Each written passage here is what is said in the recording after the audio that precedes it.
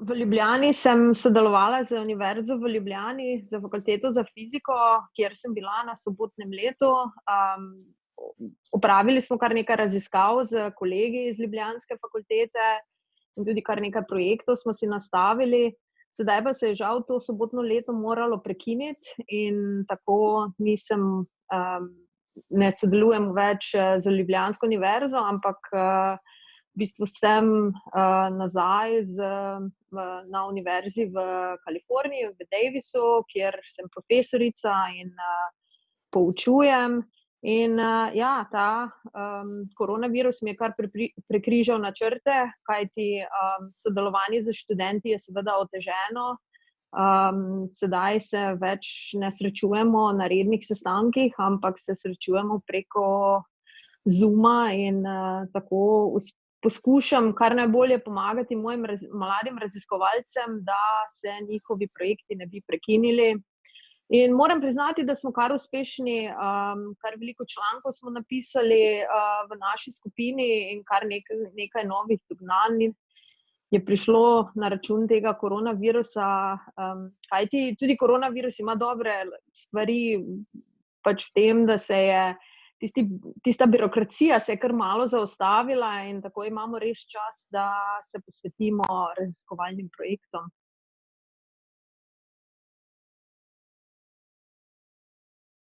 Ena lepa lastnost naših študentov in študentov nasploh je, da so precej mlajši od nas, tako da mi smo se kar bali, kako se prilagoditi novim tehnologijam, medtem ko pa študenti seveda to vse že znajo, tako da v bistvu je bolj bila tu prilagoditev profesorjev kot pa študentov samih.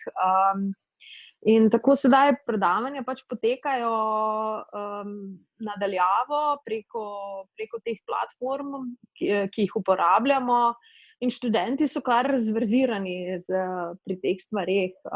Kot pa pravim, profesorji se pa kar še malo lovimo, kako to izvajati, kako v bistvu opravljati izpite na daljavo in podobne stvari. Ampak se oboji učimo in jaz mislim, da bo to prineslo tudi nekaj dobrega, kajti naučili se bomo bolje delati. Tudi s skupinami, ki mogoče recimo nimajo dostopa do predavalnic, imajo oteženo spremljanje predavanj, bodo mogoče vse te tehnologije pripomogle, da bomo lahko jih bolje ozavestili in bolje predavali tudi tem skupinam. V raziskovalnem delu so se v bistvu zgodile dve stvari. Ena je zelo pozitivna in ena je zelo negativna. Naj najprej začnem z negativno. Sama sodelujem pri veliko projektih, ki so povezani z vesoljskimi teleskopi. Zelo aktivna sem pri snovanju James Webbovega vesoljskega teleskopa, ki ga bi naj izstrelili marca 2021 v vesolje.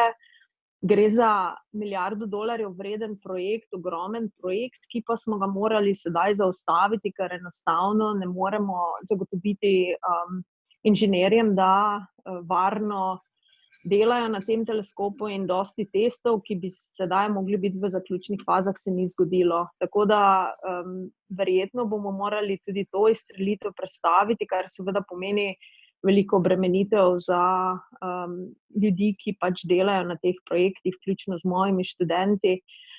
Tudi Keckov teleskop na Havajih smo morali začasno ugasniti oziroma ne upravljamo z njim, kljub temu, da tudi tukaj gre za izjemno pomemben teleskop, velik, vsako opazovanje tam stane okoli $50,000 na noč, ki jih pa sedaj seveda izgubljamo, kajti teleskop ne moremo varno upravljati pri tem koronavirusu. Naj pa povem še tiste pozitivne stvari, ker seveda v teh časih je tudi lepo, da se spomnimo, da pa ni vse tako slabo. Komunikacija se je izboljšala, veliko delamo sicer online, ampak veliko delamo, raziskujemo, obdelujemo podatke, ki smo jih dobili v preteklosti, pa nikoli ni bilo časa se prav poglobiti v njih. In tako mi je ravno včeraj ena moja doktorska študentka predstavila ene raziskave in mislim, da smo odkrili ogljik v eni od galaksij in take stvari so seveda vedno zelo pozitivne, ko ugotoviš, da se pač s pomočjo tudi v tej situaciji se dajo stvari narediti in je res lepo to videti, da znanost se ni zaustavila in gre naprej kljub koronavirusu.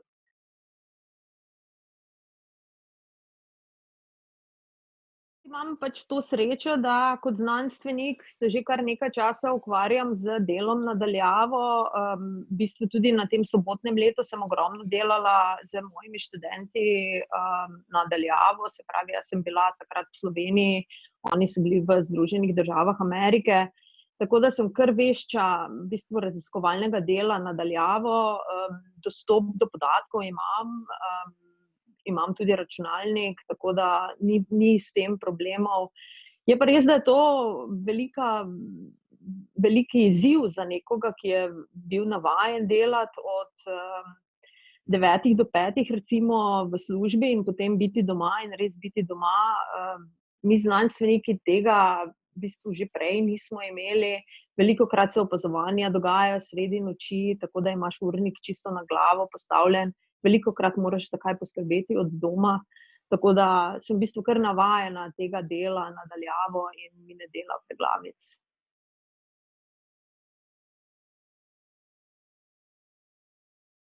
Torej, trenutno v Kaliforniji imamo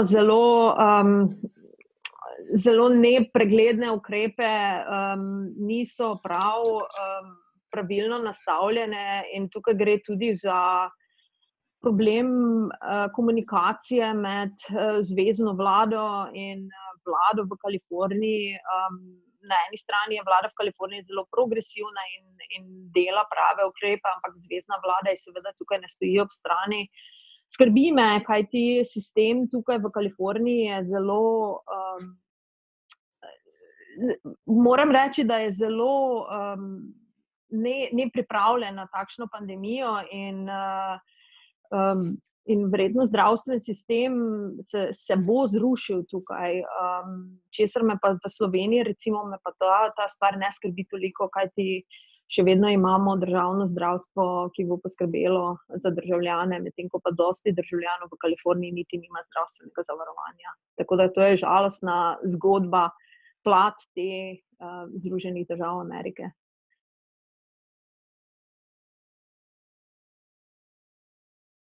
Jaz upam, da se bomo ogromno naučili in ta kriza je v bistvu bila dober povod v tem, da se moramo ustaviti, kajti svet je v bistvu zblaznel, prehitro smo se gibali po tem svetu, vse je bilo kot ena tempirana bomba, ki je sedaj seveda izbruhnila in upam, da bomo uspeli stopiti nazaj in spet ugotoviti in se ozreti na stvari, ki so pomembne, to je komunikacija z ljudmi, to je tisti pristni prijateljski odnosi, pristni odnosi pri delu, da bomo res ugotovili, kaj je tisto, kar je pomembno in da ni na svetu samo denar.